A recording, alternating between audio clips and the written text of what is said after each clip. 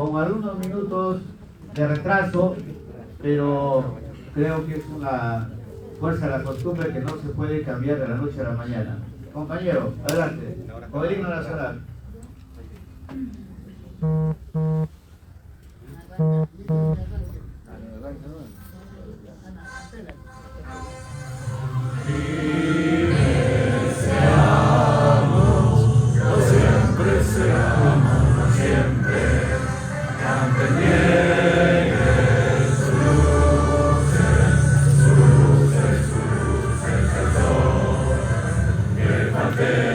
Al voto solemne que la patria al eterno heredó.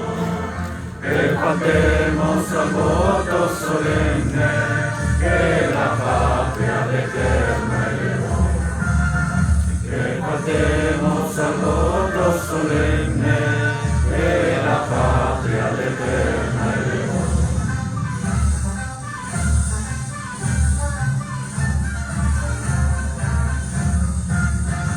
En su cima los Andes sostengan la bandera o pendón bicolor, que a los siglos anuncia el esfuerzo, que se libre, que se libre, que se libre por siempre nos dio.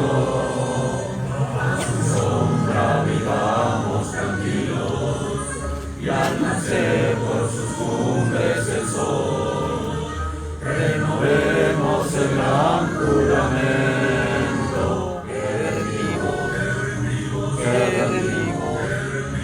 que rendimos al Dios de Jacob, que rendimos al Dios de Jacob, al Dios de Jacob. Libres seamos, lo siempre seamos, lo siempre, antes niegue su luces, el sol. Que faltemos al voto solemne que la patria al eterno elevó. Que faltemos al voto solemne que la patria al eterno elevó. Que faltemos al voto solemne que la patria al eterno elevó.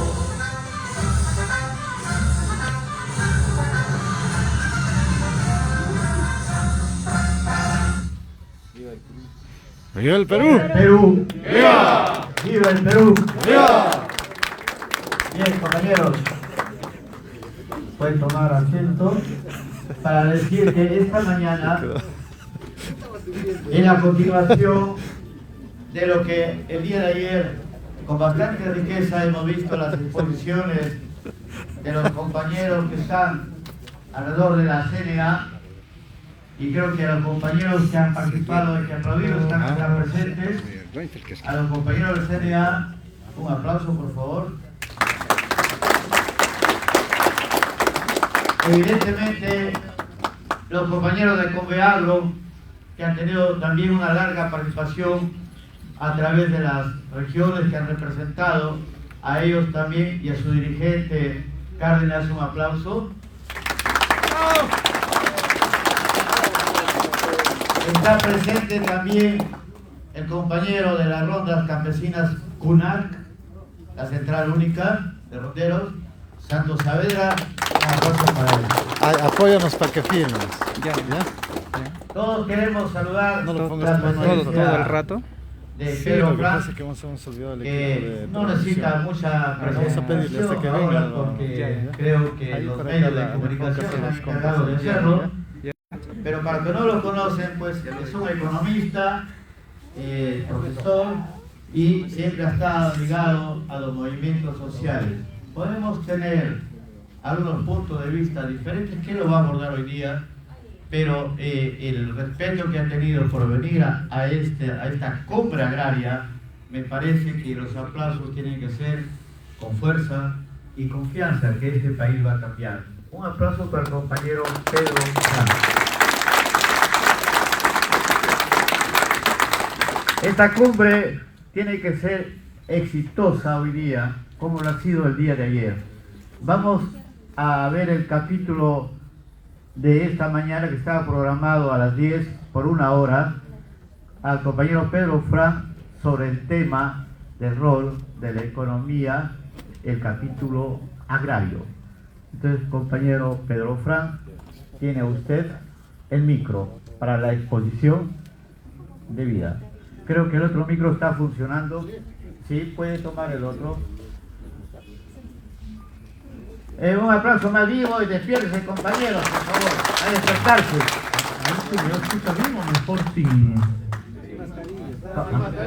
mejor sin mascarilla, no? Compañero Fran, todos están despiertos. Como siempre, la economía se da en las mañanitas porque dice que es un poco pesadito. Yo llevaba el curso a las 6:30 de la mañana en economía, ¿no? Entonces, está bien programado. Vamos, compañero. Listo. Buenos días, muchas gracias a Conveagro, a Junarc, a los distintos dirigentes de la CCP, de los distintos gremios agrarios, de los lecheros, por todos los que han venido por aquí a este evento, que me parece sumamente importante en este momento histórico, y que bueno, creo que ha tenido la feliz coincidencia de que justo está desarrollándose cuando ha sido proclamado el presidente, nuestro compañero Pedro Castillo. Creo que ha demorado bastante la proclamación, la verdad, pero bueno, ahorita hay esta coincidencia que me parece que es valiosa, ¿no? De la presencia de los gremios agrarios en el Perú en este debate, y justamente que coincide con esta proclamación que creo que marca un hito histórico en nuestra patria.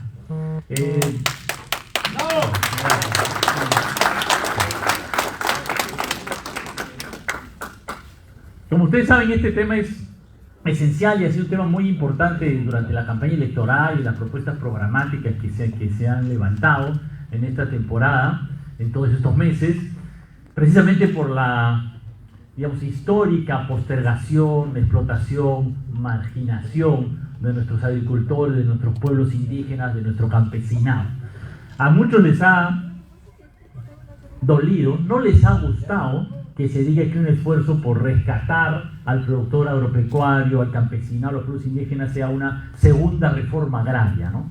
Aquellos que creen que la agricultura peruana estaba muy bien antes de la primera reforma agraria, porque según ellos los grandes latifundios eran muy productivos, eran símbolo del progreso económico, y desde luego todos esos sectores olvidan totalmente el oprobio, ¿no es cierto?, la explotación, la opresión que sufría el campesinado y los indígenas peruanos antes de la primera reforma agraria, y el enorme rescate, la enorme liberación que para muchísimos peruanos significó la primera reforma agraria. Y creo que el decir que esta es una segunda reforma agraria recoge esa fuerza simbólica, esa fuerza de transformación histórica que tuvo la primera reforma agraria, que fue un enorme momento de transformación económica, social, productiva en el Perú. Y desde el punto de vista económico, yo quiero decir con claridad que es falso de que la primera reforma agraria fue un desastre económico en el Perú, como que nos ha querido vender la derecha, los latifundistas, los que tenían grandes producciones y latifundios en ese momento. Por el contrario, la primera reforma agraria ha sido una condición para que hoy millones de pequeños productores, de familias, de campesinos, tengan una pequeña propiedad y liberen y tengan esa enorme energía transformadora. Y lo que hemos vivido en los últimos años es que, a pesar y en contra de las políticas económicas que han mantenido marginado, que han ido en contra de la agricultura peruana, a pesar de esas políticas económicas negativas para el agro, nuestro país ha vivido un enorme esfuerzo, una enorme energía, un enorme trabajo y una enorme inversión de los pequeños agricultores, de las familias ganaderas, de las familias productoras en todo nuestro país, que sectores de la derecha en el Perú ningunean, como si la inversión que vale, la producción que vale, la economía que vale, solo la de las grandes empresas, la de las grandes transnacionales, la de los grandes ¿no es cierto?, conglomerados, lo de los grandes grupos económicos, y no fuera valiosa también la producción de aquel productor que tiene sus 2 hectáreas de papa, sus 20 cabezas de ganado y la enorme diversidad de productos agropecuarios que mejor no enumero porque la diversidad que hay en nuestro país es gigantesca, así que si me paso a enumerar todos los productos posibles, se me van a olvidar muchos y me voy a demorar demasiado, pero sabemos que en el Perú hay millones, ¿no es cierto?, de familias, de agricultura familiar, de pequeños productores que han tenido un enorme esfuerzo familiar, personal, colectivo, social, comunero, por levantarse, por aumentar su productividad, por mejorar su situación económica y social en los últimos 30, 40 años, como digo, a pesar de tener el viento en contra, la corriente en contra de políticas económicas que nunca han sido favorables a la agricultura en nuestro país, que siempre han favorecido la importación de alimentos baratos subsidiados en otras partes del mundo, que siempre han dejado al campesinado sin crédito, ¿no es cierto?, con poca o nula asistencia técnica, con caminos que están en pésimo estado y por lo cual los productos no pueden salir de los pueblos de nuestro país. Entonces yo creo que este es un primer elemento del que yo quiero rescatar, ¿no? Ubicar este momento histórico un poco también en relación a lo que significó la primera reforma agraria y el proceso agrícola, agropecuario, de producción agropecuaria que ha habido en el Perú, que yo lo pienso así, ¿no? Yo lo considero así, ¿no? La primera reforma agraria fue un momento de liberación de un campesinado, de un pueblo indígena oprimido en nuestro país, que luego de eso ha tenido en contra las políticas económicas, no ha tenido apoyo del Estado, no ha tenido infraestructura, no ha tenido crédito, y a pesar de eso ha venido trabajándose, esforzando, invirtiendo, como digo esa palabra que algunos piensan que es reservada a las grandes empresas, mejorando su tecnología, otra palabra que algunos piensan que solo puede venir de afuera, a través de la propia creatividad, el propio empeño de los productores agropecuarios peruanos. Y yo pienso que en este contexto, la idea de una segunda reforma agraria, la propuesta de una segunda reforma agraria es precisamente a partir de ese empeño, ese esfuerzo, ese trabajo, esa voluntad de progreso de las familias agropecuarias, de las familias campesinas, de los pueblos indígenas del Perú, porque son familias que no solamente trabajan arduamente, ¿no es cierto?, dedican horas de trabajo en un trabajo dedicado, son también familias que han dedicado un montón de esfuerzo para que sus hijos puedan educarse, puedan terminar la secundaria, puedan algunos de ellos ir a la universidad. Son familias que han dedicado también un enorme esfuerzo a tratar de mejorar su producción, su productividad, a buscar nuevas formas de cultivo, ¿no es cierto?, a tecnificar su crianza de ganado, a tener mejor producción. Yo creo que hay ahí este enorme esfuerzo que, insisto, es un esfuerzo histórico, familiar, personal, colectivo del campo peruano, de la producción agropecuaria peruana, y que, como digo, no se limita a unos grandes empresarios, sino que es un gran esfuerzo que hemos tenido en el Perú, ¿no? Y este momento histórico es el momento en que lo que deseamos hacer, lo que necesitamos hacer, es que ese esfuerzo colectivo, ese esfuerzo individual, ese trabajo, ese empeño de progreso de las familias de los agricultores peruanos tenga el apoyo del Estado. Y de esa manera se generen condiciones en las cuales no sea que el pequeño productor tiene que estar luchando contra la corriente, luchando contra el viento, ¿no? Haciendo un enorme esfuerzo para avanzar de manera muy lenta porque las condiciones son desfavorables. Transformemos eso en una condición en cual los pequeños productores agropecuarios, la agricultura familiar, la agricultura en general en nuestro país, tenga condiciones que permiten un despegue, un crecimiento, un progreso mucho más acelerado, económico, social y productivo del que hemos tenido en los años anteriores. Y eso implica, desde luego, en primer lugar, reconocer, como digo, este enorme esfuerzo productivo, social, económico de las familias, de los agricultores peruanos.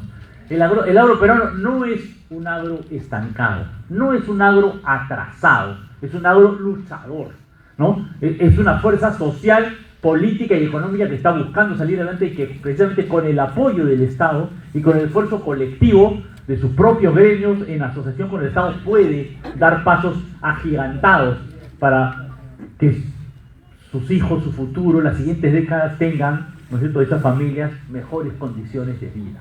¿Y cuáles son, lo que hemos planteado un poquito, algunas de las condiciones esenciales, algunas de las políticas esenciales que nos parece importante en este terreno? Tal vez la primera por la que quisiera comenzar, que me parece que es importante señalar, es la inversión pública en infraestructura y también en educación y salud. El Estado peruano ha sido un Estado que durante décadas ha tenido una acción sumamente desigual, sumamente discriminatoria hacia los pueblos del interior del Perú, en particular de la sierra, de la selva y de la costa. Sabemos que la inversión pública, ¿dónde están los grandes hospitales? En las grandes ciudades, ¿no? ¿Cómo están las postas de salud en los pueblos del Perú?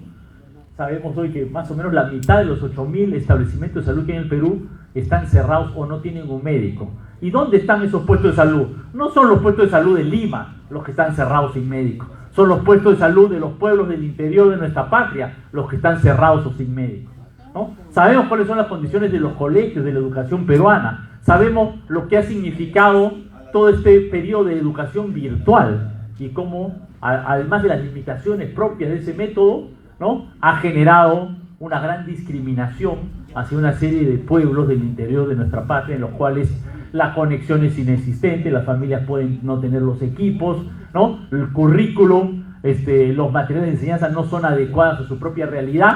Ha habido una gran diferencia en este sentido, ¿no? Y tal vez recalcar aquí un tema importante, porque creo que los gremios agrarios también hay una preocupación por los temas sociales, ¿no?, que están íntimamente ligados a los temas económicos y productivos, ¿no? Sabemos que solamente con nuestros jóvenes sanos y bien educados es que podremos tener un mayor ritmo de progreso económico y productivo en nuestro Perú. Y el segundo elemento de inversión pública que nos parece esencial, que nos ha parecido esencial, es el tema de la infraestructura de comunicaciones, vial y de comunicaciones. Aquí hay dos elementos, ¿no? El primero, que varias veces he oído el profesor Castillo mencionarlo, es el tema de los caminos rurales, ¿no? Él ha dicho varias veces, recuerda el tema de tener su cosecha en Puña y tener las enormes dificultades de poder sacar sus productos a la ciudad, porque ya sabemos, el camino está cerrado, hubo un pequeño deslizamiento y ya no hay la carretera, es época de lluvias y el río interrumpe el paso, en fin, diversas razones por las cuales muchas veces durante algunos meses al año o más hay caminos que terminan siendo intransitables y desde luego también hay zonas que ya la trocha está permanentemente en un estado, digamos, ruinoso, por decirlo menos, ¿no es cierto?, ¿no? Que cuesta pues a veces horas, ¿no?, recorrer 10 kilómetros o 20 kilómetros porque simplemente pues tiene que ir el camión a paso de tortuga porque es una, ¿no?, casi hay que ir sobre las piedras, ¿no? Entonces, este es un elemento que nos parece esencial. El Estado no ha invertido en el mantenimiento, en la rehabilitación de los caminos rurales, de las carreteras que se requieren para que los productos de la agricultura peruana, del campo peruano, puedan llegar a las ciudades, puedan llegar a la exportación, si es que ese es su destino. Y eso es lo que muchas veces también hace que, claro, resulta que importar productos de otras partes del mundo puede ser más barato que traerlos de un pueblo de la sierra o selva peruana, porque en barco llega más barato desde decenas de miles de kilómetros que lo que puede costar traer el producto de un pueblo del Perú, ¿no? Eso es lo que significa en la práctica, lo que termina significando en la práctica, en el mercado, esa enorme diferencia, esa enorme debilidad de nuestra infraestructura de caminos y carreteras. Y les quiero decir que efectivamente, a nuestro juicio, uno de los primeros inversiones, la primera política que hay que corregir, que se debe corregir, es tener una mucho mayor inversión en el mantenimiento, en la rehabilitación, en el mejoramiento de todos los caminos rurales, vecinales, departamentales, a todo nivel, pero creo que se ha dejado muy de lado estas pequeñas conexiones viales en nuestro país que sabemos que son importantísimas en una serie de aspectos, no solamente el aspecto comercial, ¿no?, de sacar los productos, también de que puedan llegar nuevas tecnologías, también de que nuestros jóvenes pueden salir a estudiar, al mercado, que las familias puedan llegar a un centro de salud o a un hospital cuando necesitan la emergencia. Esto es fundamental. Y junto con este elemento de las conexiones viales, el segundo elemento que nos parece muy importante hoy es esa conexión con los celulares, que veo que todos aquí me están grabando, no todos, pero muchos me están grabando ahora, y que efectivamente, bueno, la grabación funciona en todas partes, ¿no? Siempre que hay electricidad, que es bastante posible, digamos, ¿no? Pero la potencia que ustedes saben hoy tiene el celular, ¿no es cierto?, nuestra vida está asociada a la conectividad. a la conectividad. Y ese es un elemento hoy esencial, porque a través de poder tener una conectividad es que, bueno, se puede hacer la llamada telefónica, se puede buscar en internet cuál es el mejor precio, se puede ver un video en YouTube que a algunos les podrá explicar cómo mejorar la productividad o cómo tratar alguna enfermedad de su planta o de su ganado. El conocimiento y la información y el relacionamiento está hoy en buena parte en que el celular no sea solamente un instrumento de grabación, sino que puedas hacer una llamada y conectarte con internet. Y ustedes saben mejor que yo cómo en cientos, miles de pueblos del Perú esa conectividad no existe, no hay ninguna señal de internet, o en realidad en otras partes como los jóvenes, los adultos con su celular van una vez a la semana, bueno, algunos son mucho más ágiles que yo, ¿no? Suben al cerro a buscar el sitio de la señal para poder descargar su videíto, hacer su llamada de 5 minutos, ¿no? Como digo, tiene mucha más agilidad, porque si yo tuviera que subir ese cerro de 2000 metros de altura que lo hacen los jóvenes en el campo urbano, no llego, digamos, ¿no? Pero no son las condiciones que deben ser, porque dificultan la conectividad. Y eso, como ustedes saben, es donde hay conexión, porque hay muchos sitios donde simplemente la conexión es absolutamente inexistente, o sumamente difícil, o sumamente lenta, ¿no? Que también existe en muchas zonas de nuestra selva en particular. Entonces, este es un tema para nosotros esencial, ¿no? Hoy, el internet, la conectividad, ha terminado siendo una herramienta social y productiva fundamental, un derecho humano, y pensamos que este es un tema esencial que hay que priorizar. No sé si ustedes todos saben, pero el Perú, el gobierno peruano invirtió, terminó la inversión hace como 6 años, o 5 años, me parece que son 350 o 400 millones de dólares en una cosa que se llama la red dorsal. O sea, el Estado ha puesto un montón de plata para poner, digamos, carreteras de conexión hacia las distintas regiones del Perú, pero luego, por un esquema mal planteado de contrataciones con empresas privadas, se ha quedado como en las capitales de región, y en algunos sitios se ha ampliado un poquitito, pero no ha llegado a todas partes como debía ser. O sea que tenemos una enorme inversión mal utilizada y mal aprovechada por la falta de inversión en las conexiones hacia los pueblos, ¿no? Y este es un tema que a nosotros nos parece esencial, ¿no? Yo estoy convencido de que la potencialidad que tiene esas posibilidades de comunicación, de información, en mejorar la productividad, nuestro conocimiento, incluso que una iniciativa de agricultura puede conectar a los productores de una zona con otra, en el sentido no solamente político, sino simplemente productivo, ¿no? Cómo tratar mejor una determinada enfermedad, cómo producir mejor un nuevo producto, una planta de palta a 3000 metros de altura. No sé si es un reto que ya se ha logrado hacer. A partir de 3000 ya la palta está, ¿no? Ahorita la palta es un producto que se está desarrollando, pero ustedes saben que tiene su limitación respecto al clima y la altura, ¿no? A lo mejor hay quien logrará muchos avances productivos respecto a la adaptación, ¿no es cierto?, de especies, de cómo trabajar nuevos productos que pueden salir, que hoy tienen buenos precios, algunos de estos buenos precios en el mercado internacional. Y a veces los avances que hay en una zona no se conocen en otra zona, porque nuestro país es un país pues desconectado, ¿no? Yo creo que el internet tiene que tener esa enorme potencialidad en difundir el conocimiento internacional y nacional, porque nuestro país, que es un país mega biodiverso, con una enorme diversidad y con una diversidad climática, tiene esta necesidad, ¿no?, de conectar el conocimiento que hoy está aislado. Y yo digo a veces, ¿qué posibilidades hay que un caficultor de Sandia conozca cuáles son los avances que está desarrollando un caficultor de San Ignacio? Bueno, en realidad hoy mucho más que antes. Yo les quiero comentar aquí como anécdota que yo enseño un curso en la universidad, y una de las cosas que me ha llamado la atención las últimas semanas es que los jóvenes están conectados en distintas partes del Perú, y justamente hace unas semanas pregunto a uno de los jóvenes estudiantes de mi clase: ¿y dónde estás? No sé cuántos conocen, en Chirinos, es un distrito de San Ignacio, que curiosamente conozco, pero Chirinos está pues al extremo norte del Perú, digamos, casi al extremo norte, ¿no? El joven conectado oyendo su clase universitaria perfectamente de Chirinos. Y luego otra clase, el joven me dice: sí, yo estoy en Azángaro, me dice. Él no es caficultor, me cuenta del ganado en la zona, pero digamos, si está, yo quería, ¿no? Seguramente podrá haber alguno, ¿no es cierto?, en la provincia de Sandia que también produce café y que podrá aprender a lo mejor lo que produce el caficultor de San Ignacio. A lo mejor no lo sé, porque los climas también son distintos y las realidades son tan distintas en el Perú que la verdad hay que tener mucha información a este respecto, pero yo creo que esta es una gran avenida de progreso. Y creo mucho en esto porque yo creo que esto tiene que ver con esto. Creo que nuestros jóvenes tienen un enorme empuje, una enorme potencia, un enorme deseo de educación, de aprendizaje, de producir más, de progresar económicamente, ¿no? Y bueno, yo ya tengo 60 años y ya nosotros los que ya estamos como pintando canas, a veces pues el internet no somos tan hábiles, ¿no? Pero los jóvenes, pucha, que se manejan de un app para el otro y saben sacar la información, pero con una facilidad que a nosotros nos sorprende, ¿no? Tienen, como dicen, son nativos digitales, ¿no? Y tienen esa mayor facilidad, ¿no? Y yo creo que esa es una gran avenida de progreso para nuestro país. No sé si me estoy extendiendo mucho, pero no, todavía hay tiempo.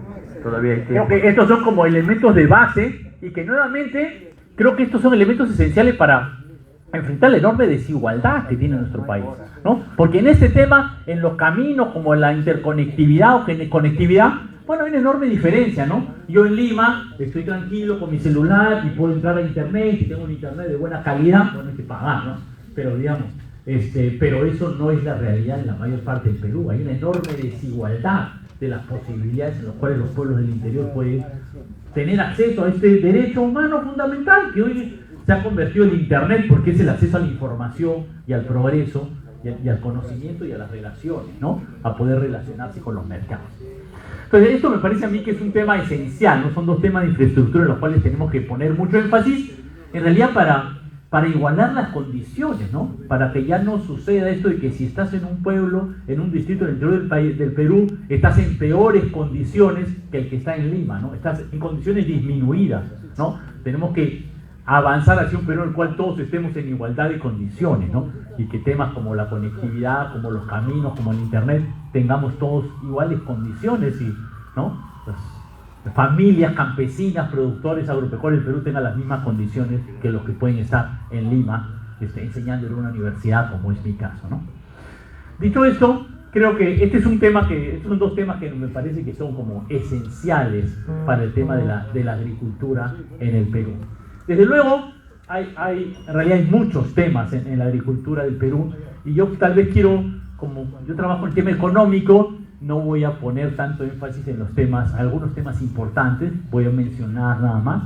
Desde luego hay un tema muy importante en la gestión de los recursos naturales, del agua, de los suelos, ¿no? Que eso tiene una enorme importancia para la agricultura. Desde luego el tema de las irrigaciones, el mejor manejo del riego, son temas importantes en los cuales también hace falta una inversión y también hace falta una mejora en la gestión del agua en nuestro país, una gestión mucho más integral de las cuencas, y también tenemos que cuidar el suelo y la contaminación, digamos, de todo tipo, ¿no? De los suelos, del aire, de las aguas, que en el Perú también ha tenido consecuencias sumamente negativas en los distintos pueblos del Perú para la agricultura, pero también para la vida de las personas, de los animales, de las plantas, que tenemos que cuidar y proteger, ¿no?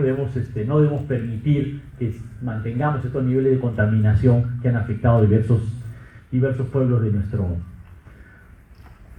país. Y bueno, hay una noticia que me parece interesante, ¿no? Que salió ayer, que parece que el proyecto Maje-Sigua finalmente está, lo que no es destrabándose, y creo que eso también es una noticia que debemos celebrar, ¿no? Creo que las irrigaciones y la mejora de la gestión del riego es algo importante en nuestro país.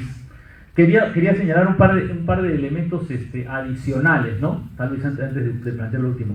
Uno es este tema de las tecnologías, ¿no? Creo que en nuestro Perú, nuestra agricultura todavía tiene mucho potencial para mejorar su producción a través del aprovechamiento de nuevas tecnologías. Creo que esto es un esfuerzo en el cual nuestro país no puede, o en pocas ocasiones puede simplemente copiar lo que haces en otras partes del mundo. En algunos productos agropecuarios y en algunos cultivos ha funcionado un poquito, ¿no? Aprovechar bastante tecnología en otras partes. Pero creo que en esto nuestro Perú tiene que invertir mucho, el Estado tiene que hacer mucho esfuerzo en poner en valor, en desarrollar nuevas tecnologías apropiadas a nuestros propios cultivos, a nuestra propia biodiversidad, ¿no? Yo digo, hay pocos lugares en el mundo, muy pocos lugares en el mundo en los cuales hay una buena proporción de la población viviendo encima de los 3.000 o 3.500 metros de altura.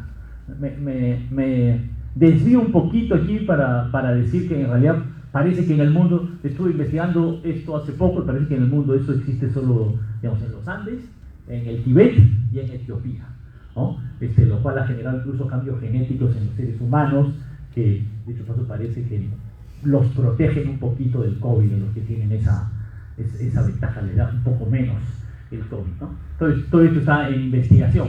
Pero lo que quiero decir, en realidad me he distraído un poquito, pero lo que quiero decir en realidad es que aquí tenemos que investigar, innovar y dotar de tecnología que tenemos que desarrollar nosotros mismos para nosotros mismos, en los distintos elementos de nuestros productos agropecuarios y ganaderos, ¿no? Desde luego hay algunas cosas como ¿no?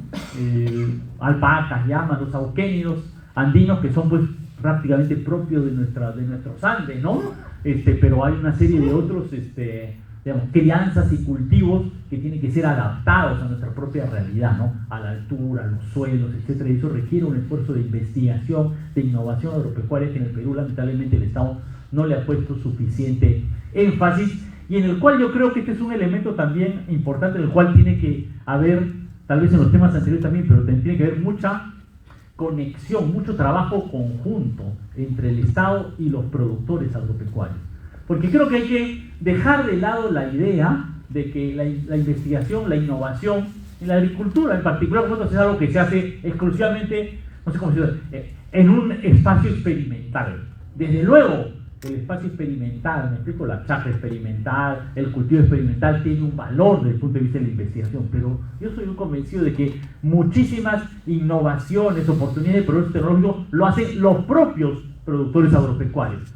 El problema es que lo hacen aisladamente, sin apoyo del Estado. Muchas veces esas innovaciones no se comunican, no se conocen, no se potencian. Entonces creo que este es un elemento, el tema de la innovación agropecuaria, de la mejora de las tecnologías, en lo cual hay que instalar, ¿no es cierto?, promover un mecanismo de mejora tecnológica, de avance tecnológico, y un trabajo mucho más conjunto del Estado junto con los productores agropecuarios, ¿no es cierto?, para que tal vez no todos los productores agropecuarios, pero creo que muchísimos productores agropecuarios están pensando, imaginándose qué cultivo nuevo usar, cómo controlar algunas plagas, cómo aumentar su productividad, qué semilla les va mejor, en qué momento poner, ¿no? Todos los elementos que tiene la producción agropecuaria que son tan específicos muchas veces a cada cultivo, a cada crianza, en cada zona, ¿no? Porque no es lo mismo,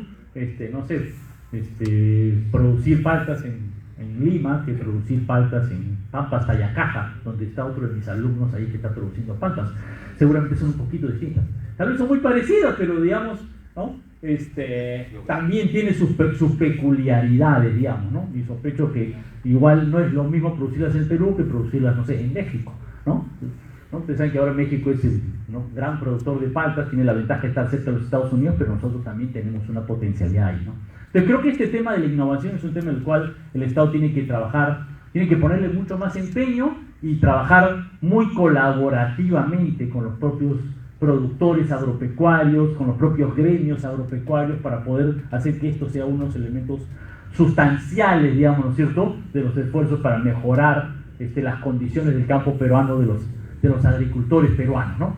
Aquí, bueno, hay una serie de tecnologías que ya se han avanzado, ¿no? De riego tecnificado, con tecnologías simples que ustedes conocen mejor que yo, y una serie de iniciativas que ha habido, pero creo que aquí este es un tema en el cual hay que potenciarlo mucho más, y que con seguridad tiene que ir de la mano del gran problema del crédito agropecuario, ¿no? La gran potencialidad del crédito que debe tener el crédito agropecuario es precisamente el de financiar estas mejoras, ¿no? El crédito siempre es conveniente, pero particularmente conveniente e importante cuando, bueno, precisamente un productor puede, gracias a esos fondos, ¿no?, mejorar la calidad genética de su ganado, ¿no?, cambiar sus cultivos a otros cultivos que requieren una mayor inversión, porque típicamente muchas veces efectivamente nuevos cultivos más productivos requieren una mayor inversión. A veces como lo que ha pasado mucho en el Perú, ¿no? En los últimos años, gente que se pasa de un cultivo transitorio a un cultivo permanente, o sea, de sembrar, no sé, maíz amarillo duro, a sembrar paltas, que me agarré con el ejemplo de las paltas. Bueno, hay un problema porque el maíz amarillo duro da en unos pocos meses, ¿no es cierto? Las paltas no dan en unos pocos meses, el plazo de la inversión es otro, y el productor requiere un financiamiento para cubrir ese plazo de transformación. Estoy poniendo un ejemplo, como estoy seguro hay muchísimos otros, porque también en los cultivos transitorios uno puede avanzar a cultivos en los cuales semillas mejoradas, una mayor productividad, o en la ganadería, ¿no? Todo lo que significa inversión para tener pastos mejorados, establos mejorados, mejor productividad, eso requiere una inversión, ¿no? Entonces yo creo que ahí el crédito es importante, y creo que junto a estos dos elementos, un tercer elemento que quisiera añadir en ese elemento es el tema de la transformación de los productos agropecuarios. Justo estábamos discutiendo la otra vez con el congresista Sea, creo que lo decir por acá, sobre este tema el tema de la ganadería, ¿no? Y el gran tema de la comercialización de la leche. Pero bueno, parte de las opciones que hay en este terreno, estoy poniendo este ejemplo con muchos otros, es bueno transformar esa leche en yogur, en quesos, y yo veo en el mercado que hay una serie de quesos que se venden a precios bastante elevados, digamos, ¿no? ¿Y por qué nuestros ganaderos, los espuneños, no pueden tener quesos de más alta, no sé si calidad, porque es un tema de gusto de cada uno, ¿no? Hay gente que le gusta, pues no sé, el queso francés apestoso, ¿no? Porque son apestosos, pues, ¿no? Y pagan un montón de plata por esos quesos. Yo particularmente no son de mi agrado y lo prefieren a un buen queso paria, no sé, pero bueno, otros podemos creer distinto. Pero ¿por qué no podemos tener un avance en este terreno? Y este terreno, como este terreno, hay muchísimos ejemplos, ¿no? A mí me gustan los chocolates y pienso el ejemplo del cacao y los chocolates, y el Perú es un país cacautero también, ¿no? Y yo a veces pongo este ejemplo que a mí me gusta, que es que, porque lo conozco un poquito familiarmente, que es que hay una empresa transnacional brasileña que se llama Natura, sobre todo muchos conocerán, que vende productos de belleza, de cuidado personal, qué sé yo. Esta ahorita es una empresa transnacional que vende, no sé, 10.000, 15.000 millones de dólares, que ha comprado otra empresa australiana, se ha multiplicado enormemente, pero a mí lo que me da la atención es que esta empresa está basada en utilizar productos amazónicos, ¿no? Su potencialidad, digamos, su valor adicional con lo que se coloca en el mercado es que utilizan, no sé, azaí y distintos productos de la Amazonía brasileña, pero a mí me gusta este ejemplo porque la Amazonía brasileña básicamente tiene las mismas plantas que la Amazonía peruana. No estrictamente, pero muchos de esos productos que se encuentran del lado de allá, de la frontera, y se encuentran también del lado de acá. Pero los brasileños tienen una empresa transnacional que vende un montón de dinero que damos y que avanza tecnológicamente y que, ¿no? Y nosotros, ¿qué gran empresa o cuánto vendemos nosotros de productos de belleza natural, de cuidado personal que se pueden hacer a partir de nuestra biodiversidad? La verdad, muy artesanalmente, poco colocados en el mercado internacional. Entonces me explico, ¿por qué ellos sí, nosotros no? Pienso yo. Entonces yo creo que aquí hay un tercer elemento que quiero plantear, que creo que la agricultura tiene que conectarse pues con la transformación, con la industrialización, con lo que llamamos la cadena de valor, ¿no? Porque eso creo que es muy, muy significativo, digamos, ¿no? Le da mucho más valor a lo que podemos producir, ¿no? Y creo que eso es, muy, muy importante. Y como decía, aquí entra el tema del crédito, ¿no? Aquí tenemos un problema, el tema del crédito y la transformación tecnológica, tenemos un atraso grande en el Perú, ¿no? Y lamentablemente, como ustedes saben, desde que se eliminó el Banco Agrario, ¿no? Luego se ha tratado de parchar, digamos, ¿no? Con el agrobanco, pero honestamente creo que tenemos que reconocer que el esfuerzo no ha sido, no ha avanzado mucho, digamos, ¿no es cierto, no? Se le ha puesto poca plata y realmente no ha resuelto el problema, digamos, ¿no? Y aquí tenemos un tema importante que atender, me parece, en el Perú, ¿no? Yo aquí creo que tenemos que trabajar bastante el tema del crédito agropecuario. El sistema financiero peruano ha avanzado bastante en darle crédito a las pequeñas empresas urbanas, en realidad, a partir de las cajas municipales y otras instituciones financieras de microcrédito, pero muy poco en dar crédito a la agricultura, ¿no? Y creo que aquí tenemos un trabajo importante que hacer, ¿no? Algunas cooperativas de ahorro y crédito han trabajado, alguna caja rural ha trabajado el tema, pero honestamente todavía son más puntos en el mapa que un esfuerzo nacional sostenido, ¿no? Y aquí creo que es un gran trabajo que tenemos que hacer, porque el crédito es lo que le da sostén a las propuestas de mejora de la productividad y transformación tecnológica. ¿Me explico? El crédito es lo que puede permitir a la familia campesina, al pequeño, mediano productor, ¿no es cierto?, comprarse, pues, no sé, 20 cabezas de ganado de una mejor calidad genética, o invertir en pastos mejorados y en mejores establos, o en una planta lechera. Estoy diciendo cosas que se me ocurren, pero estoy seguro que ustedes podrán pensar cientos o miles de ejemplos dada nuestra biodiversidad, en los cuales el crédito es la palanca crítica, ¿no es cierto?, para que un pequeño productor, sobre la base de su esfuerzo, del conocimiento acumulado por él, por su familia, por sus vecinos, por su comunidad, del esfuerzo de los jóvenes que han ido a la universidad y regresan a la comunidad campesina, a la familia a producir, pero claro, regresa con conocimientos. Pero ¿cómo hace el joven que regresa con conocimiento, tal vez entrenado por ingeniero agrónomo, que quiera regresar a su comunidad campesina, quiere mejorar la productividad del ganado, pero no hay cómo invertir, ¿me explico? No hay la palanca indispensable para poder aplicar esos conocimientos a la realidad, ¿no? Entonces el crédito es un elemento que tiene que estar sustancial para permitir esta mejora tecnológica en la agricultura peruana. Sé que estoy dejando muchos temas de lado, pero creo que ya he hablado bastante. Quería añadir un tema que a nosotros nos parece sustancial, ¿no? Que es el tema de el funcionamiento del mercado, la competencia importada y los precios que existen en el mercado nacional. ¿Cómo funciona el mercado? Y aquí hay dos elementos importantes a considerar, ¿no? Menciono tal vez el primero. Cuando hablo de la leche, bueno, sabemos que en el Perú existe un monopsonio, lo que decimos técnicamente los economistas de la leche, un gran comprador de leche. Allá estudios económicos realizados que muestran que ese monopsonio ha aprovechado de su poder de mercado para pagar precios bajos a los agricultores lecheros. Entonces es un tema que definitivamente es un tema que no debe permitirse. Un buen sistema de competencia, todos los que alaban el buen funcionamiento del mercado se olvidan de que un elemento sustancial del funcionamiento de los mercados es la adecuada regulación de los monopolios, ¿no? Y que los mercados tienen que funcionar precisamente sin que haya ese poder de mercado o ese abuso del poder de mercado. Y es un tema que, claro, no se ha atendido en, no sé si 30 años o más en el Perú, digamos, ¿no es cierto?, que sin duda hay que atender.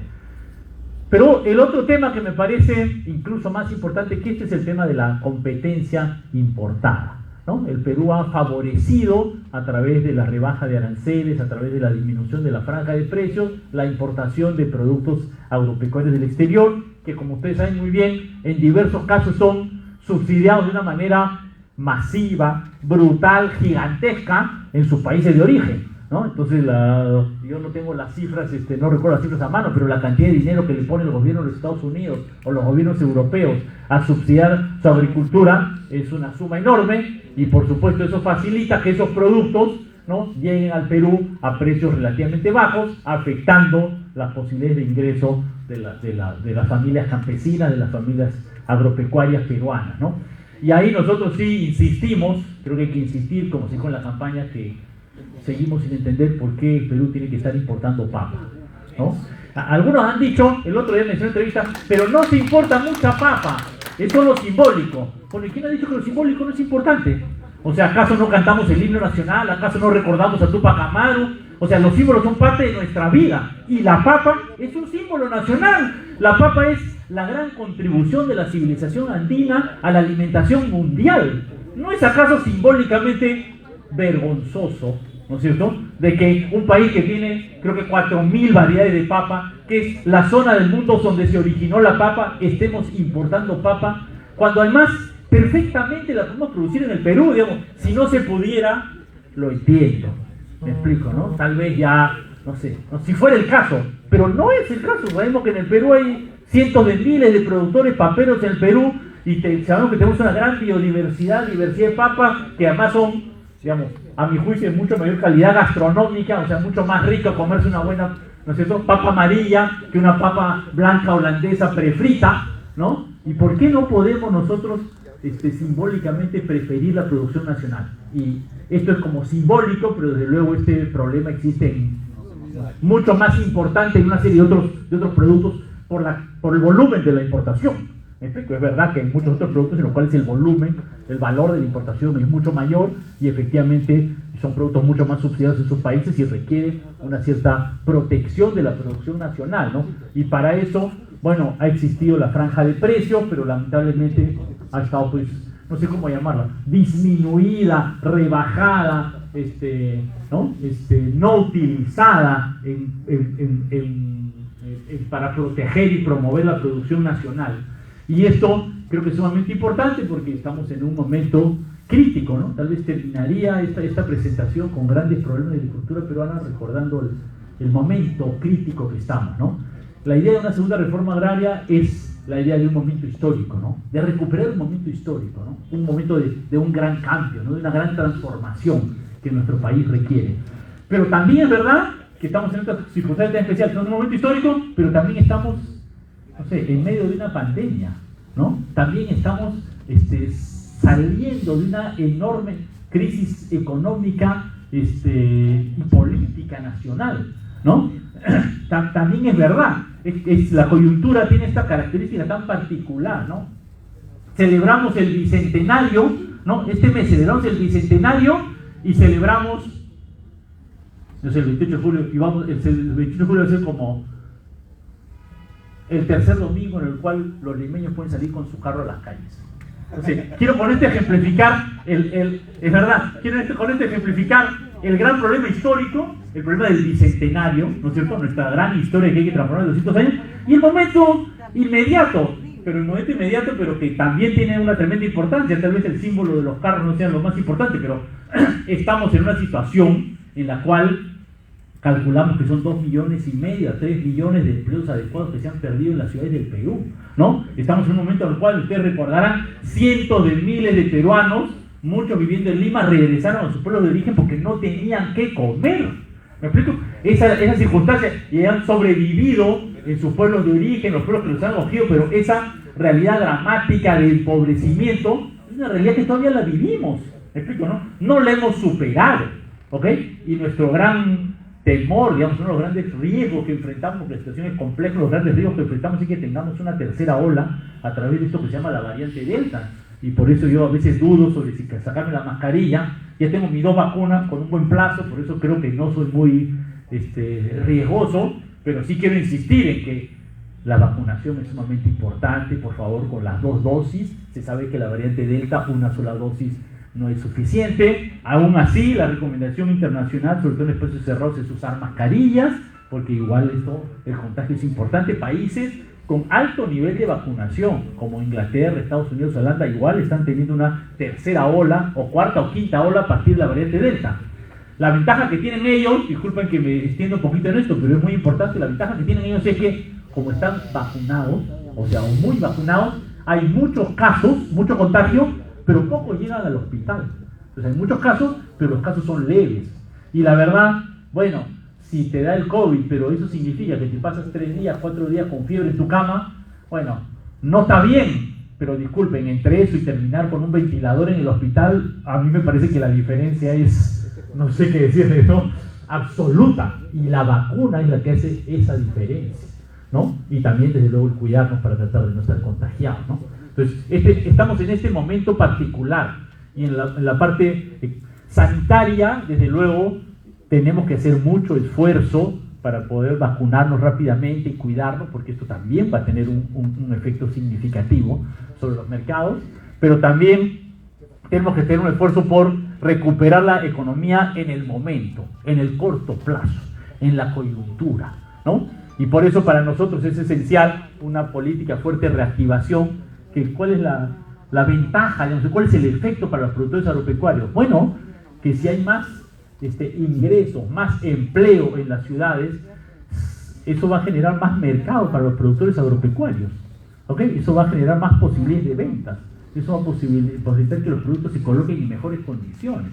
Entonces ese es el elemento esencial. Y también tratar de dar empleo y trabajo para nuestros pueblos del interior, en el cual, como digo, 500.000, 600.000 personas han ido a los pueblos del interior y bueno, están trabajando nuevas tierras, pero las condiciones son difíciles, ¿no? ¿Me explico? No es que las condiciones son fáciles para que la agricultura peruana coja 500.000, 600.000 personas trabajando y no pasa nada, ¿no?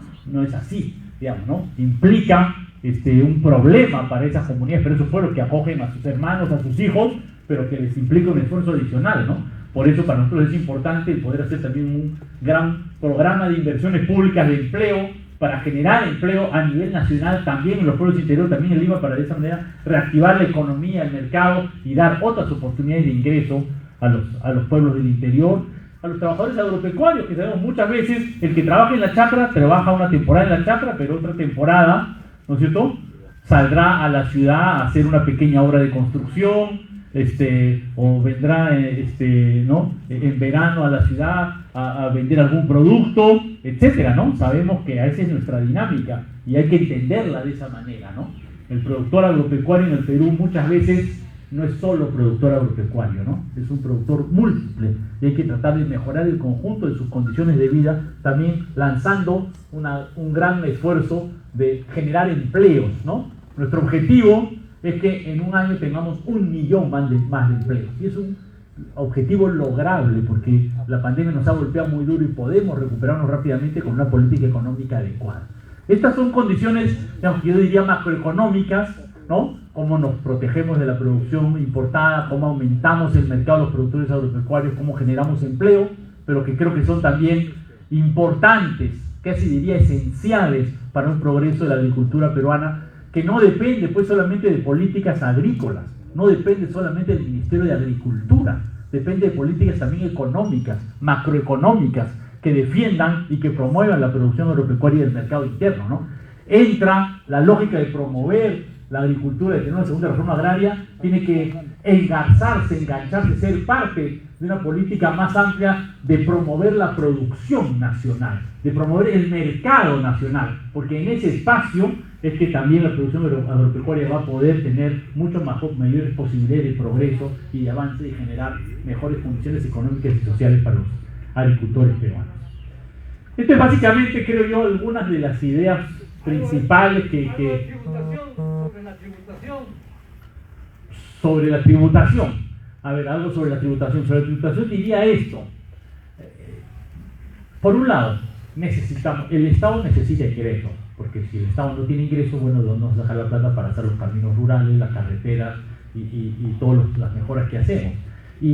Pero el Perú es un país, que tiene de hecho muy baja recaudación tributaria, pero en el cual los ingresos tributarios que tiene el Estado no son principalmente de los que concentran la riqueza, ¿no? El Perú tiene una riqueza concentrada en el sector minero, en el sector extractivo, porque tenemos una gran riqueza natural muy concentrada en ese sector, y hoy por hoy los precios de los metales como el cobre están en un precio históricamente alto, entonces las empresas mineras están teniendo un nivel de ganancias importante que nosotros debemos recuperar para poder tener mejor educación, mejor salud, mejor carretera, más tecnología en todo el Perú. Entonces ahí es donde tenemos que enfocarnos, así como en los grandes evasores tributarios, ¿no? Hemos visto cómo hay grandes empresas que le deben miles de millones de soles a la SUNAT y que la SUNAT puede estar persiguiendo al pequeño, pero no le cobran al grandazo, ¿no? Entonces ese es el énfasis esencial que tenemos que hacer en el aspecto tributario. Y ya podríamos trabajar luego, bueno, cómo es que todo el esquema de tributación tenemos que hacer una transformación para que sea, vamos a poner así, amigable para el pequeño productor, ¿no? De la ciudad y del campo, ¿no es cierto? De tal manera que pueda generarse una cultura tributaria y un sistema tributario que nos integre a todos los peruanos.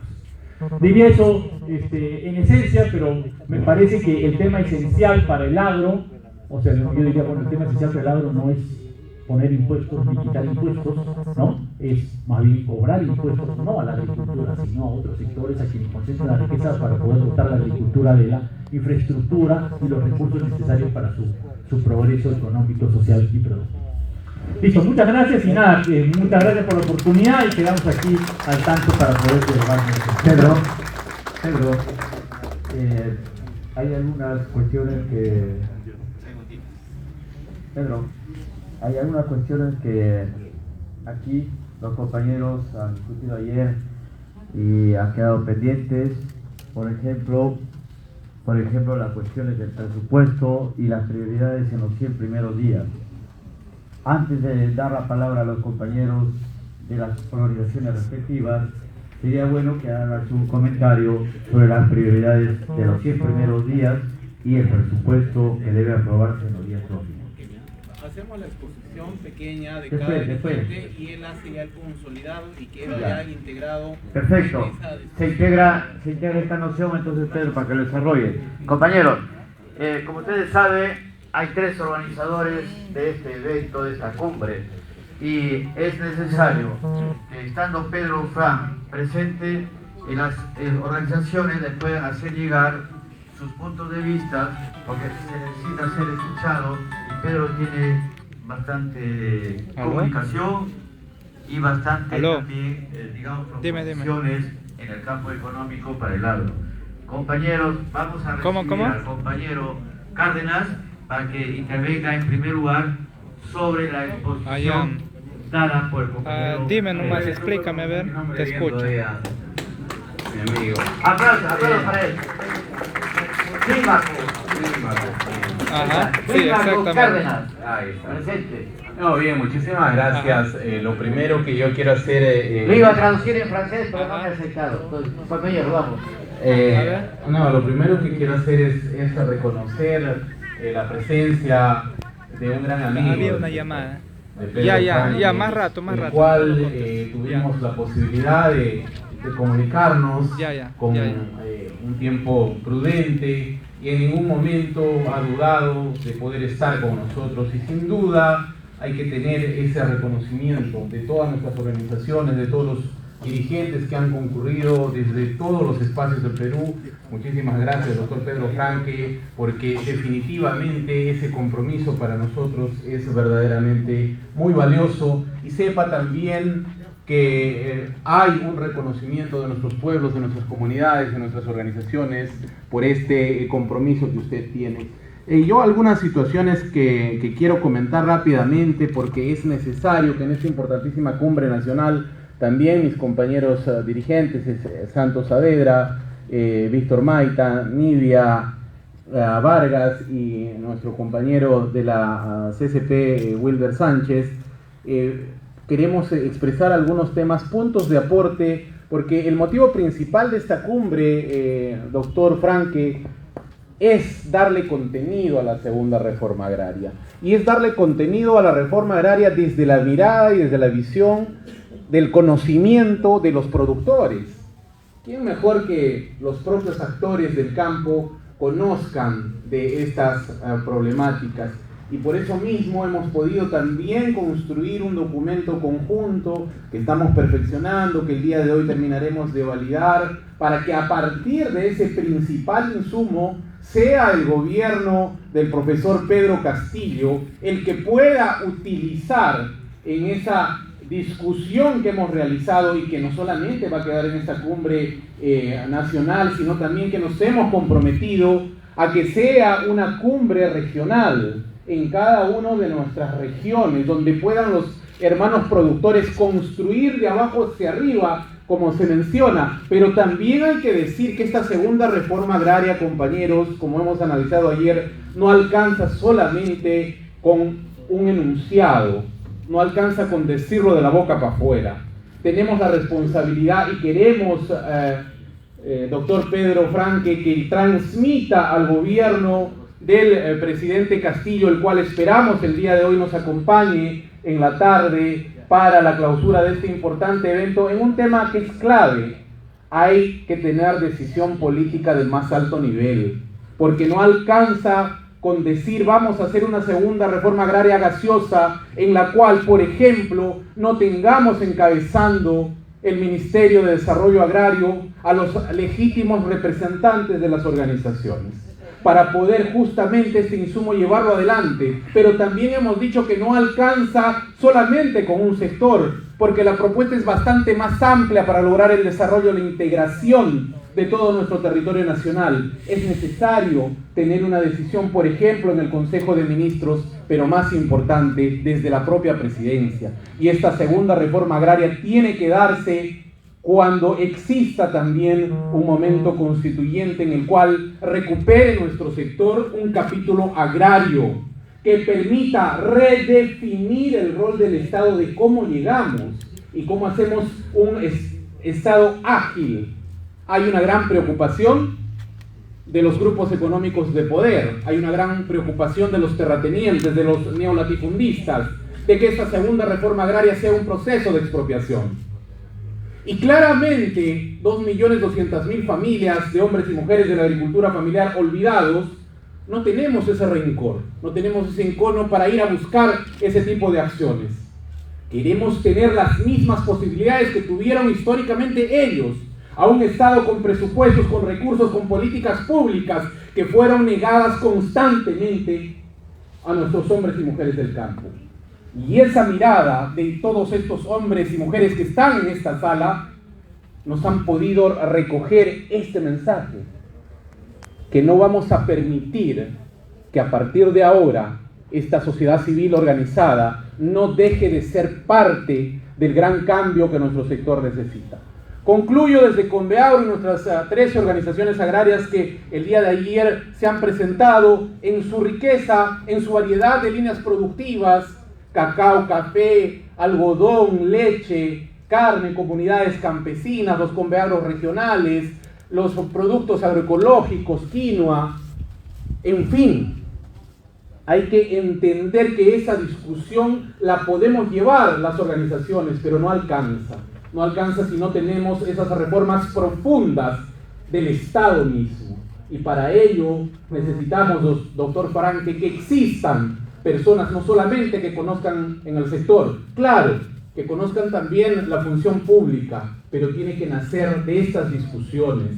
Y ahí solamente acotar en un tema de consultarle, de plantearle, de sugerirle en el análisis, un tema que usted ha referido, y es este tema claro. Una de las primeras situaciones, y es el primer pedido que quiero transmitirle, es que este 29 de julio, Pedro Castillo Terrones, presidente elegido por nosotros, por los espacios rurales, por los hombres y mujeres olvidados, devuelva la protección a la agricultura nacional, reponiendo los aranceles y la franja de precio el 29 de julio por decreto supremo. Y eso, señores, no necesita de un Congreso que probablemente conocemos esquivo o enemigo. Necesita de la más alta decisión política. Y allí nuestras organizaciones claramente también decimos: no creemos en Alonso Segura si nos dicen que él va a ser el nuevo ministro de Economía, porque el año 2015, mis hermanos, con su decreto supremo, limitó el alcance de la franja de precio, nos castró. ¿Cómo vamos a tener a esos interlocutores válidos representando el Estado si sabemos que son más de lo mismo, de ese sistema neoliberal que ha fracasado en un país de miseria, que es a la que han convertido de dependencia alimentaria? Y aquí no queremos generar un discurso político, queremos generar cambios responsables que nos encumbren como uno de los países más exitosos y más de mayor potencialidad por esa riqueza que usted ha definido, por nuestra agrobiodiversidad, por esos territorios únicos y maravillosos que cada uno de estos hombres y mujeres que están aquí pueden contarnos, con sus sabores, organoléptica, historia, cultura, diversidad, las mujeres rurales, nuestras comunidades campesinas nativas. Esa es la historia que queremos escribir de aquí hacia adelante. Y finalmente, doctor, queremos que la falla del mercado se dice y se defiende hipócritamente una constitución que dice ser libre mercado, social de mercado. Tenemos que ser claros, doctor, que desde el año 85 y 90 hacia adelante existe una seria falla en el mercado, que no va a permitir que ninguna de nuestras iniciativas, que nuestro esfuerzo por ser cooperativas, que no va a permitir que nosotros generemos valor agregado para llegar a los mercados si no se corrige esa falla de mercado. Y esa falla de mercado, mis hermanos, tiene un nombre y se llaman monopolios, que son los que manejan también el Perú. Y esa lucha directa y frontal en una constitución de oprobio del 93, que en su artículo 61 no prohíbe la concentración y el monopolio, dice combátase. Pero ¿alguien ha visto que el Estado en estos años haya hecho algo por combatir absolutamente nada. No estamos pidiendo siquiera expropiación, no estamos pidiendo cambios radicales, no, responsablemente que nos den la oportunidad de competir en una cancha pareja. Eso es lo que reclama el sector productivo nacional, que ha alimentado a los 33 millones de peruanos en la pandemia, que se ha fajado a partir de ese trabajo, esfuerzo de cada uno de los hombres y mujeres de la agricultura familiar. Muchísimas gracias, doctor Franque, por ese compromiso, y desde ya renovamos ese compromiso de todas nuestras organizaciones de seguir discutiendo, de seguir generando insumos, contenido para esta segunda reforma agraria responsable, que verdaderamente nos entregue sostenibilidad, economía, y por qué no decirlo, sin ningún miedo, finalmente y después de décadas, que cada una de nuestras familias tenga rentabilidad por su trabajo. Cualquier actividad, cualquier negocio en el país gana dinero. El agro subsidia históricamente a las ciudades. Eso tiene que cambiar para que existan organizaciones fuertes, para que no exista anemia, para que nuestros hijos puedan estudiar, para que nosotros podamos reinvertir. Esos procesos fueron negados, fueron robados hacia nosotros. Y sin ninguna duda, también en los procesos democráticos, invitamos a la población del Perú a poder discutir responsablemente, analizar que es necesario redefinir el rol del Estado a través de una nueva constitución, con un capítulo concreto y claro para el desarrollo de todos los hombres y mujeres de la agricultura familiar. Muchísimas gracias.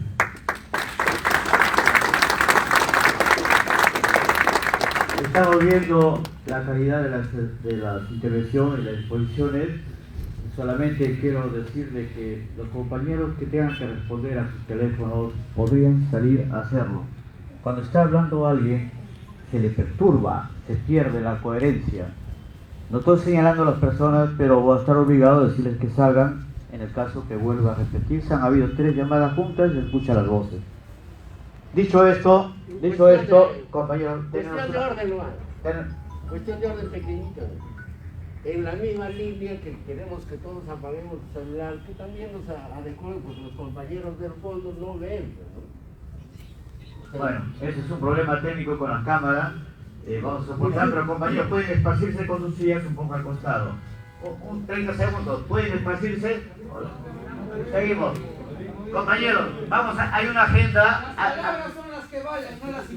Hay una agenda, compañeros, que vamos a cumplir. Vamos a recibir con aplauso al compañero de la CUNALC, la Central Única de Rondas Campesinas, que también nos va a dar su apreciación sobre el tema agrario en la economía, o la economía en el tema agrario, luego de la exposición del compañero Pedro Fra. Recibamos con aplauso al compañero Santos Saavedra.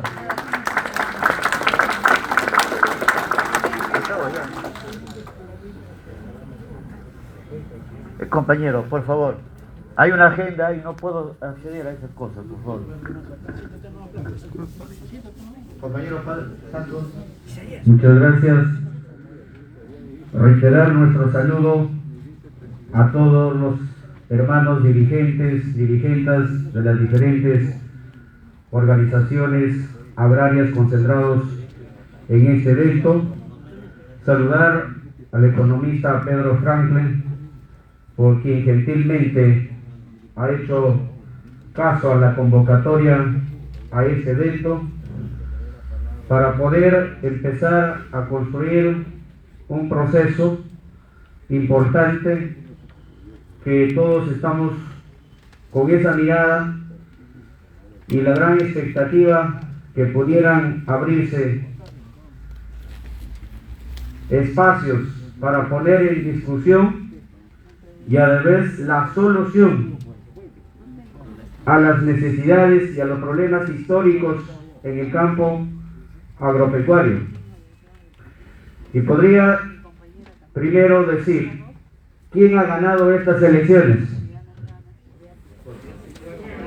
El pueblo. El pueblo suena muy general, pero hay actores, hay sujetos que le han puesto el hombro. ¿Quién ha ganado las elecciones? Los campesinos, los agricultores. Eso hay que interiorizar, porque ahora hasta acá hemos caminado haciendo la denuncia, las movilizaciones, los acuerdos sobre la mesa, 20, 30 puntos, pero ahora, si es que somos nosotros los agricultores que hemos instalado con nuestra elección a nuestro presidente, entonces las cosas se hacen más fáciles para poder, desde la decisión política y en la construcción, tanto el gobierno con las organizaciones, se pueden encaminar más rápido a las soluciones. Sin embargo, siempre ocurre en que la traba está en la parte burocrática, está en la parte de quienes acompañen, en la parte administrativa de los funcionarios. Muchas veces se queda allí el que no se puede, cuando no hay esa voluntad y esa decisión. Entonces, si es hoy que nos convoca dentro de un programa agrario, y de eso resalta, para tener coherencia entre el plan de gobierno de quienes se planteó con la organización política, y aparece la segunda reforma agraria, llamada así. Ayer ya discutíamos o se hacía remembranza al marco histórico, lo que significó la primera reforma agraria y los gobiernos sucesores, cómo trataron de paralelizarlo o destruirlo, y ya no hubo ese avance. Entonces ahora, teniendo esta oportunidad histórica, hay para poder hacerlo realidad. Pero eso ya no es solamente con el discurso político. Ahora diríamos ya somos gobierno. Y si somos gobierno, entonces se tiene que pasar a la coherencia de lo dicho a los hechos. Y desde ya, nuestra invocación, que no es el único evento, esta es una apertura, como una iniciativa de las organizaciones. Esto requiere de más debate, de mayor propuesta, desde luego desde nuestras bases, porque la chacra, los que hacemos la actividad en sí, estamos allá en todos los rincones del país. Entonces, las soluciones ya no pasan solamente en los números, en la parte estadística, sino pasa principalmente a la construcción. Sabemos que este es un proceso, de hecho, que tiene marcado ver con el tema de la disponibilidad de la tierra, de la concentración de la tierra, los elementos que se necesitan para la parte productiva, infraestructura, como se ha señalado, no solo infraestructura vial, sino infraestructura para poder hacer ese uso del servicio o del agua dulce, que por ahora tenemos que lidiar para recuperar esa agua de las grandes transnacionales que se han apropiado en las cordilleras andinas. Entonces también allí hay otra batalla y otra lucha que tenemos que tenerlo presente. El fortalecimiento de las organizaciones es fundamental.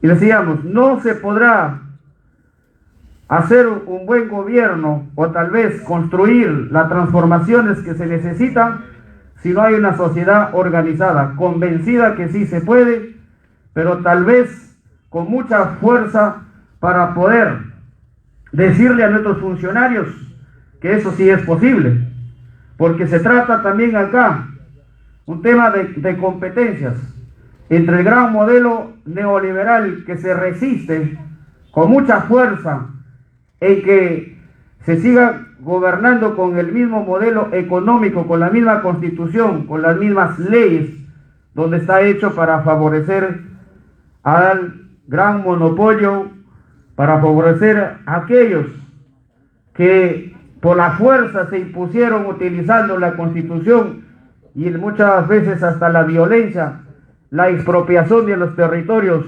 comunales y de vuestros pueblos. Pues allá hay otra lucha. Sí, lo entendemos, porque este es un tema integral. No solamente es un tema de mejoras económicas. Claro, todos a veces piensan, ¿qué gano? ¿Cuánto gano de esto? ¿Cómo gano mejor? Sí, es una parte, pero el resto tiene que ver con identidad, con cultura y más que todo, este Perú tiene que tener una visión programática a largo tiempo.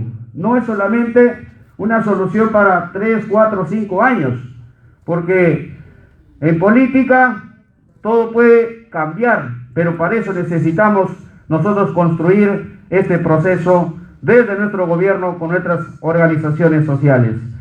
Oído al pueblo, funcionarios, los que estén, buen trato a los campesinos, a los pueblos cuando lleguemos a sus oficinas. Ya debe acabarse de mirar de una forma racista como ahora se ve. Entonces, todos estamos convocados a defender nuestro proceso de cambio. Muchas gracias. Bien, vamos a continuar con las palabras del compañero presidente de la CNA, compañero Víctor Maita. Un aplauso para él.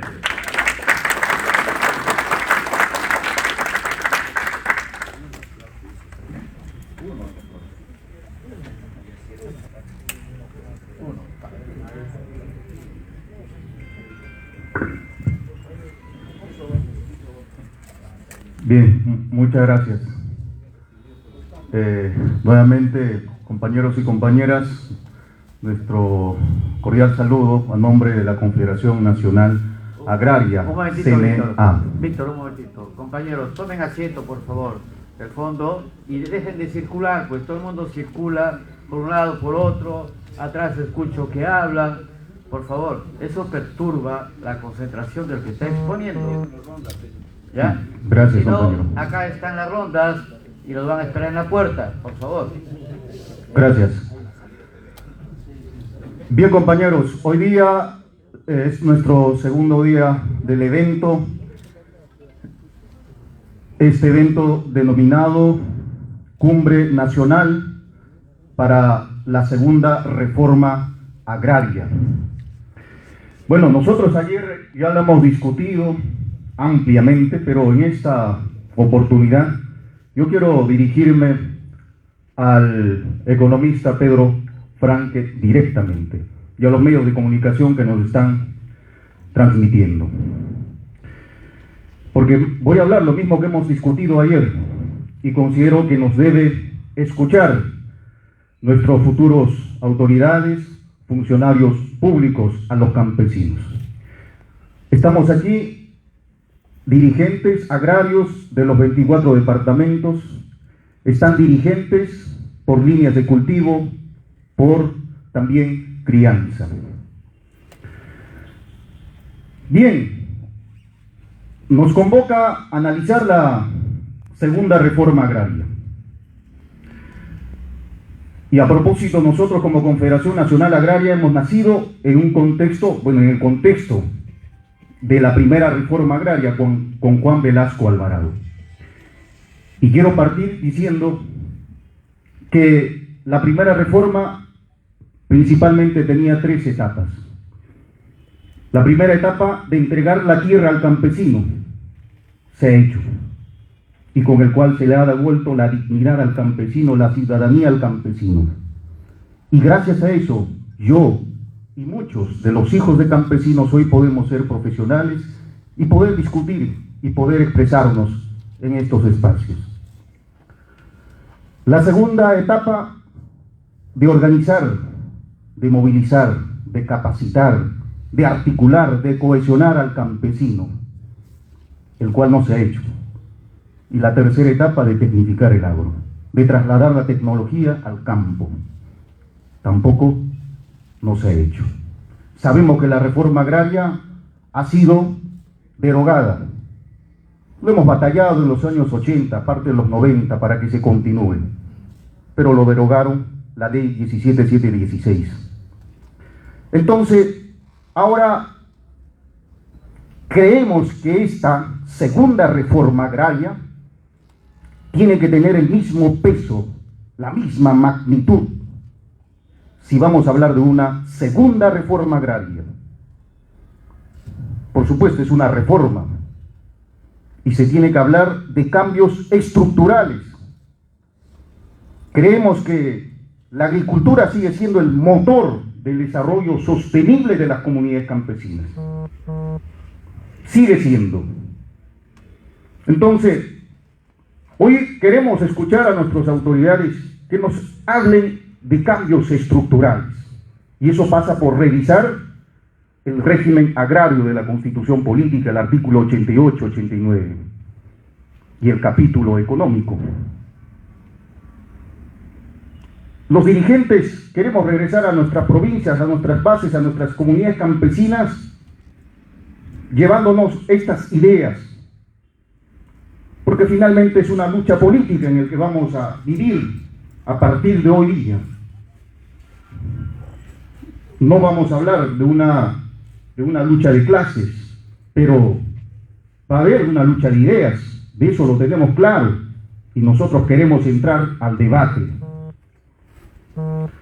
Y ayer un joven dirigente dijo: ¿por qué tenemos temor de hablar de la soberanía alimentaria?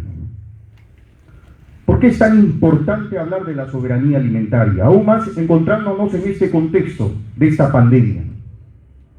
Porque solamente un país que garantiza la soberanía alimentaria es independiente económicamente, políticamente, socialmente. Y eso no lo hemos hecho. Este régimen no ha garantizado la soberanía alimentaria en nuestro país. Porque seguimos comprando productos de otros países cuando nosotros podemos producir aquí en nuestro país.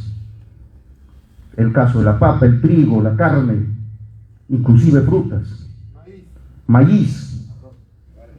Entonces, mínimamente un país que tiene costa, sierra, selva, los valles interandinos, que absolutamente producimos todo, no podemos garantizar al menos nuestro propio alimento. ¿Qué ha pasado? ¿Qué ha pasado en nuestro país? Productores de papa de más de 4.000 variedades, como usted lo ha señalado.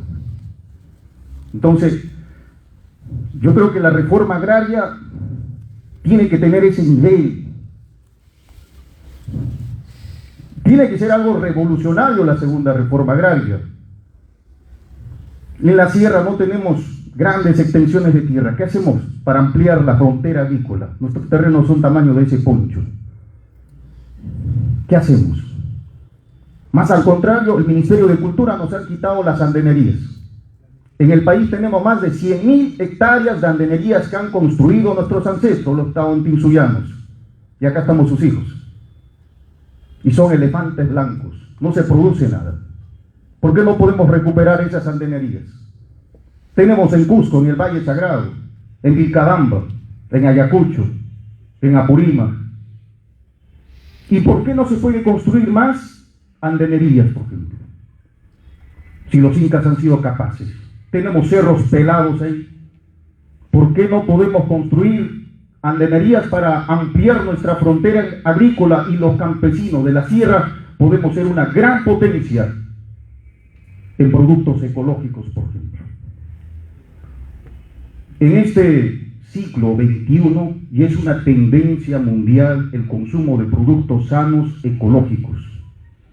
Y los campesinos que tenemos chacra de ese tamaño no podremos producir en gran cantidad, pero podemos producir calidad, podemos exportar productos sanos ecológicos.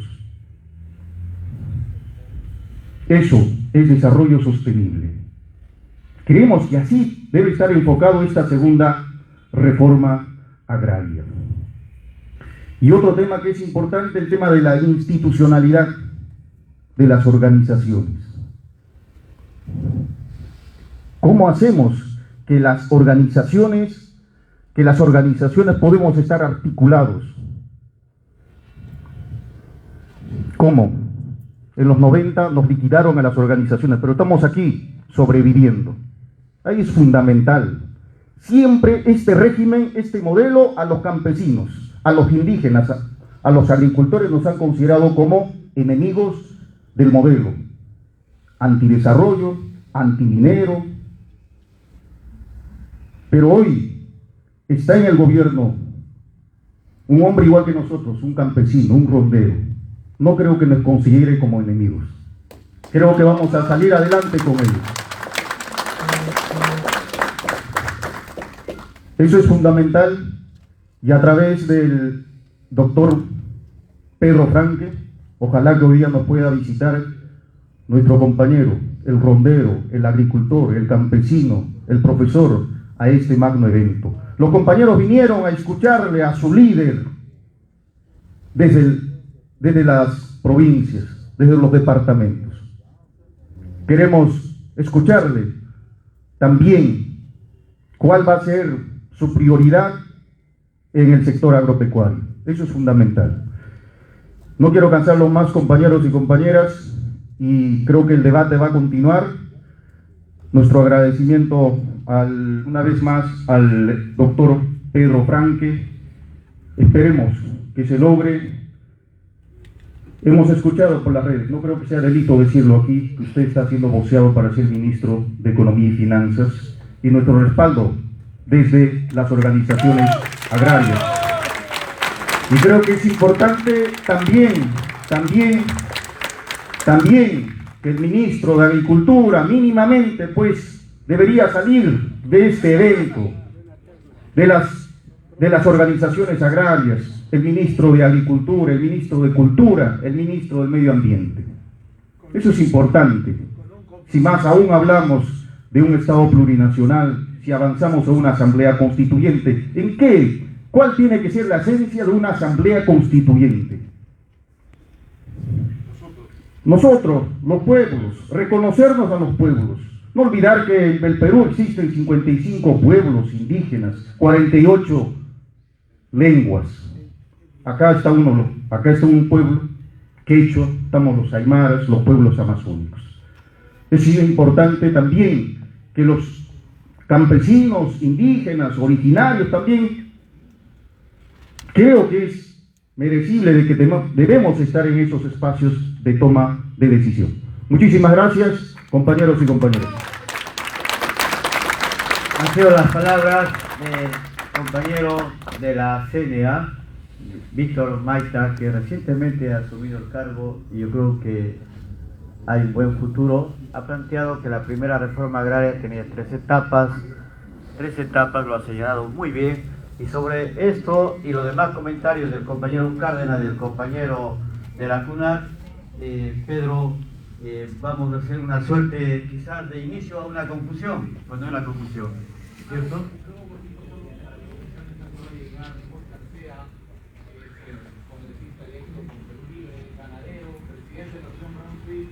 Vocero de Puno, congresista más votado, un hermano también como nosotros. Un aplauso para el compañero Sea. Recojo las palabras que de acá pueden salir ministros, ¿no es cierto? Pueden salir ministros, ¿no? Compañero, luego le vamos a dar unos minutos de presentación al final, por favor. ¿Ya? Por favor, compañero, la sala está... Sí, muchas gracias, muchas gracias por sus palabras, y creo que brevemente para recoger los comentarios que han hecho Clímaco, Santros y Víctor en sus comentarios, ¿no? Uno, efectivamente, creo que la primera reforma agraria pues tuvo su truncamiento, ¿no? Y que en parte, claro, tantos años ya no toca pues decir que vas a completar la primera, ¿no? Ya ha pasado mucho tiempo, por eso le dieron una segunda reforma agraria. Pero creo que los conceptos que tú has mencionado, de una etapa de movilización y una etapa de avance tecnológico, creo que son dos ideas muy potentes y muy válidas en el momento actual, ¿no? Como dos momentos de reforma agraria que creo que tienen que recogerse, y ahí creo que también ha dicho Santos muy correctamente que bueno, este es el gobierno de los campesinos, de los agricultores, y que ahora toca un poquito, como dijo alguien, una lucha política, en el sentido de una lucha de ideas, ¿no? De sentirse parte del gobierno y lograr estas grandes transformaciones que necesita nuestra patria en los próximos años. Creo que va a ser un gran esfuerzo, y yo mencioné un poco esta idea, ¿no? En algún momento, pero en muchas cosas de que tiene que haber una fuerte unidad, un fuerte trabajo conjunto entre los agricultores, los campesinos, la agricultura familiar, las organizaciones de agricultores y el gobierno en sus diversas instancias e instituciones, porque como bien dijo el compañero Víctor Maita, no solamente es el Ministerio de Agricultura, sino hay diversos ministerios que están muy relacionados a los pueblos del interior, al trabajo de los agricultores, a las organizaciones sociales del campesinado, y desde luego yo creo que la política económica también tiene que tener un sesgo, un contenido agrario. La política económica tiene que trabajar todo el tema de desarrollar la producción, el crecimiento económico del mercado interno, pero efectivamente, como dijo y dijeron también, la agricultura es un sector esencial en la producción nacional, ¿no? El sector del cual viven como productores, ¿no? Una enorme cantidad, varios millones de familias peruanas, y es el sector además que nos da de alimento, que nos da de alimentación, que varias veces he oído decir al profesor Castillo decir que bueno, las grandes prioridades, lo que es esencial para las familias es educación, salud y alimentación, ¿no? Que evidentemente es un tema esencial en el Perú, así que creo que considerar la agricultura como una prioridad fundamental en la lógica de una política económica es algo, a mi juicio, indispensable de considerar dentro de un marco más amplio, ¿no? Y el Ministerio de Agricultura es la entidad más especializada, pero creo que la política económica en general tiene que tener en cuenta, muy en cuenta, el tema del sector agropecuario, ¿no? Y dentro de esto, efectivamente, la idea de la soberanía alimentaria va dentro de la idea, efectivamente, de recuperar la soberanía sobre los recursos naturales, ¿no? Y de promover la producción nacional, el mercado nacional, que es un gran tema, claro, expresado específicamente al tema agrícola, ¿no? Por eso la soberanía alimentaria, pero creo que en general esta idea de potenciar la producción nacional y el mercado nacional y buscar una unidad mucho más estrecha entre estos dos elementos, creo que es un tema esencial que efectivamente se expresa en la agricultura y también se expresa, creo que en otros diversos sectores de la vida peruana, de la economía peruana, de la sociedad peruana. Entonces yo creo que efectivamente el concepto de soberanía alimentaria es un concepto que debemos recoger, y dentro del cual, como política muy práctica, me parece que es correcto lo que se ha señalado, creo que se planteó el tema de las medidas de los primeros 100 días, y yo creo que efectivamente la idea de la franja de precios que mencionó Pilmaco es una medida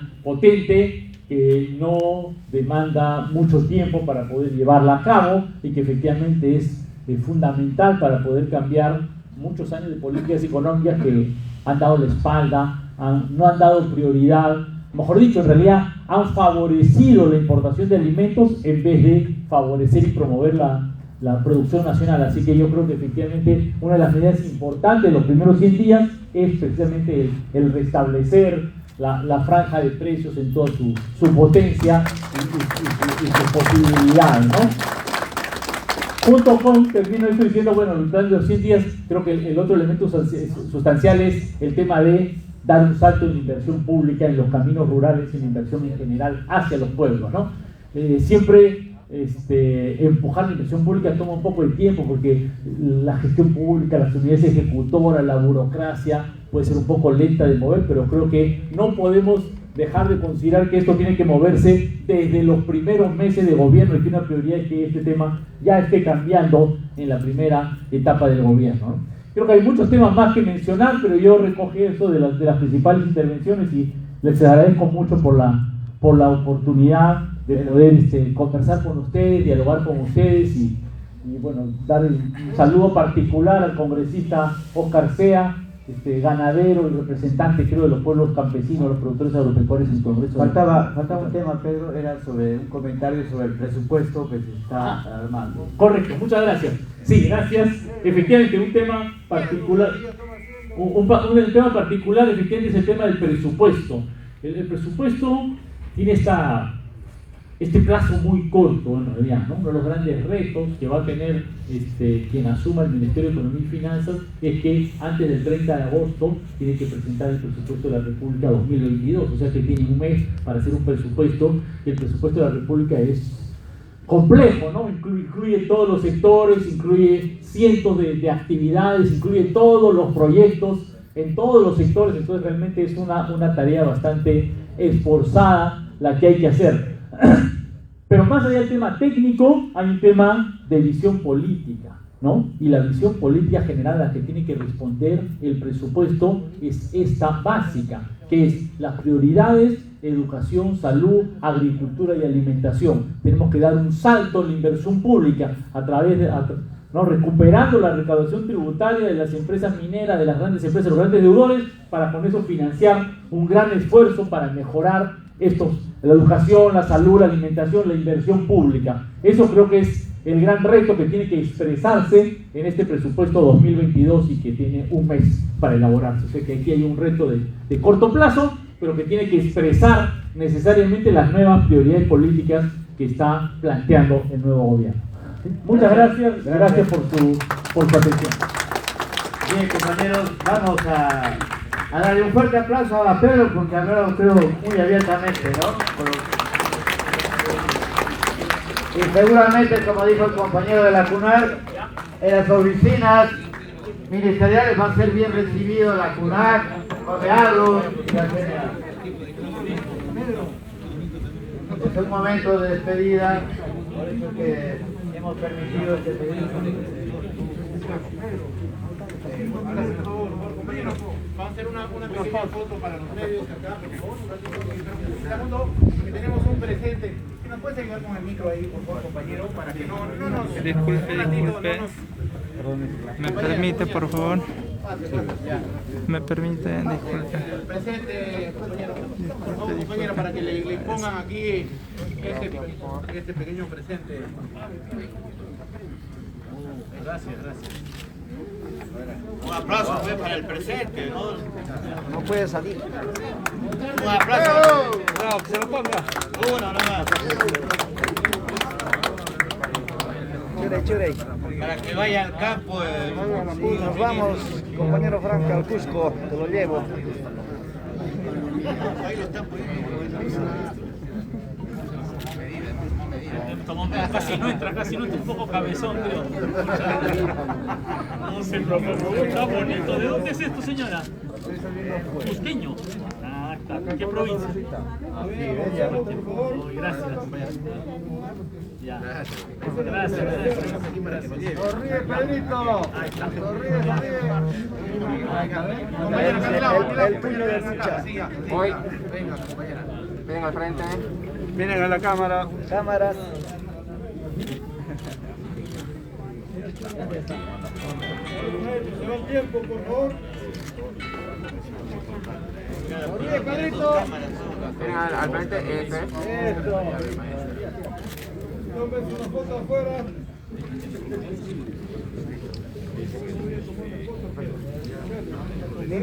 Listo. 5 minutos más. Vamos para allá para que puedan continuar.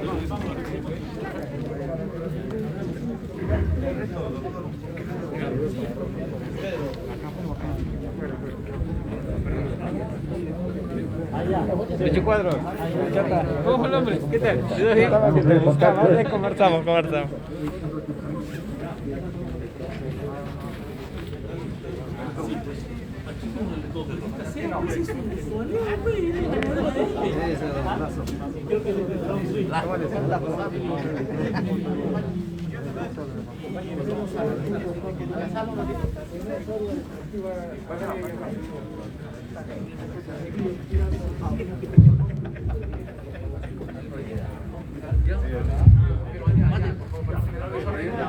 Pasemos a la sala de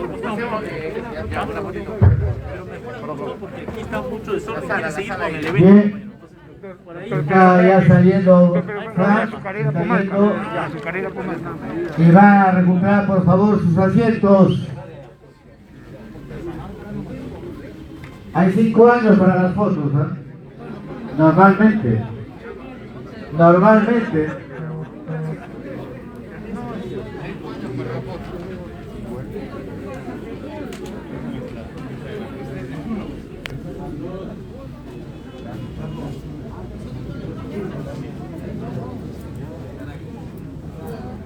El compañero Sea, ¿dónde está? Oscar Sea, ¿puede venir por favor? Oscar.